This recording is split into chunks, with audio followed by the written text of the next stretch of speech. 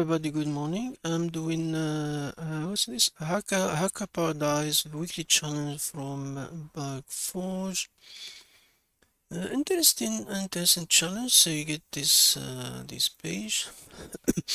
Welcome to Hackersparadise. You get all 4 days. Always um, do my inspect.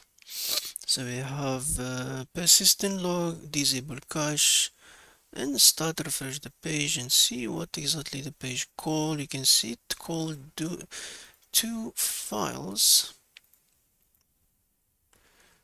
Um, and we have another one called shop.js. So if we look at this file, interesting, this one more, you have an API product. This is more about the product by now. There's nothing interesting in this one. Now the next one, you can see I've got a message like you can think maybe if I come to 1 million they get a flag. You can think about that. Of course, you're trying to look for any API and endpoint. So we have one called for orders, so that's one. We have one for authentication. What exactly? There's another one here. I missed it. Let me see if especially when things related to role. And now it doesn't rule admin, it rule to red pill, and somehow if you rule a red pill, you can try the JW token because we already have our token there, but it doesn't work. You can correct this token, at least doesn't work for me. Where is my storage token? Hold on, I didn't register yet. Hold on, let me register. Login. I create an account.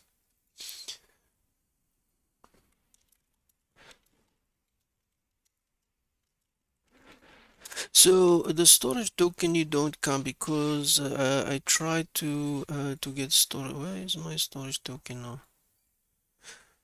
Refresh the page. I think the default is you're not a red pillar, a red what do they call it? This one. We are not a red pill, so you can say let's forge the GWT token and do, for example, that signature or algorithm non-remove signature doesn't work. So basically we're interested in the, it looks like interesting endpoint. So if I go, for example, here, I can see, for example, get the front page. I mean, if I, where's the one for login?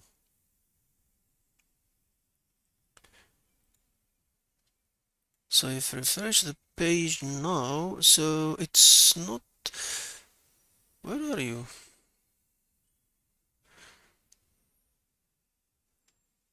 I'm more interested in GS, and that's it. Let's remove the whole nonsense. Why it goes straight to products? Oh, it go to API products. Here's my HTML. We have an image, script app. We have the index file. The point is you start enumerating and check follow where it take you. Interesting, if you go to that point, it doesn't really give me anything. A response. Why is not coming?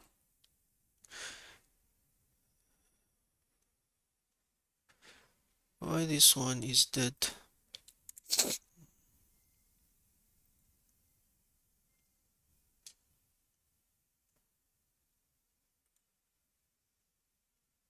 A red pill console and then Hackerparadise console. No, it's so we don't have too much information even for this page. It's a red pill console. This one is the name is Paradise. We can check the page base source and see what we're talking about. So the page you can see mostly is about GS, the two files that we got, so we're interested from that. So this endpoint look interesting for a moment. So because we have red pill console, because it's there, we have a red pill. So let's keep that on hold for now, and let's continue our.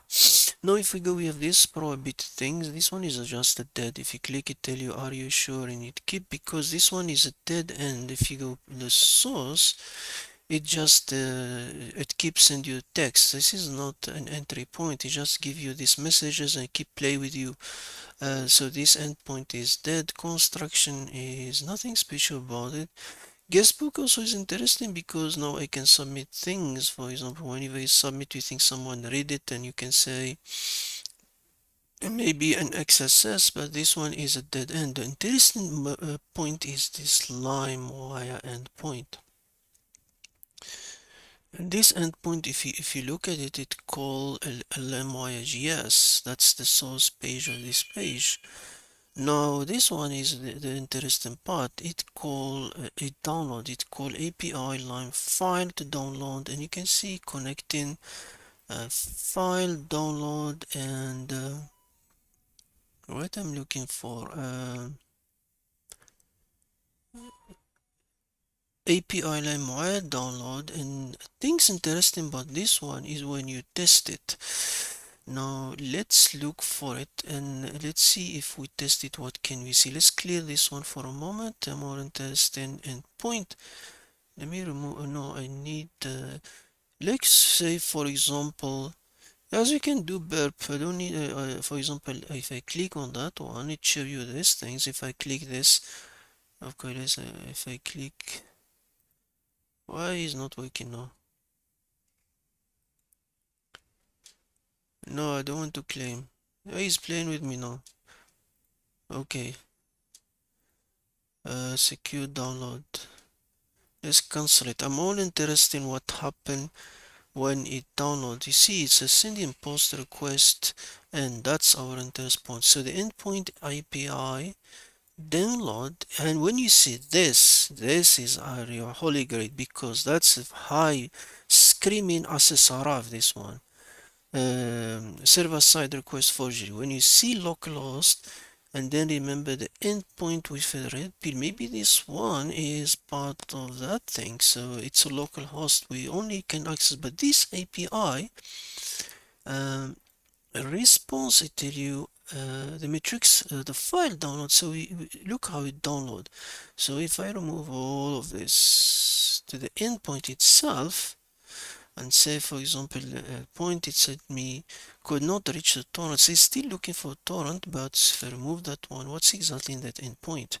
And now it tell you there is torrent, so this, it seems like it's default to torrent.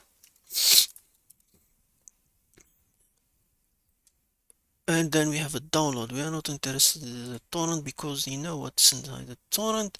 The next endpoint, oh, readme console, that's interesting. If I go there, and then it tell me we have start user is more screaming nice thing to have.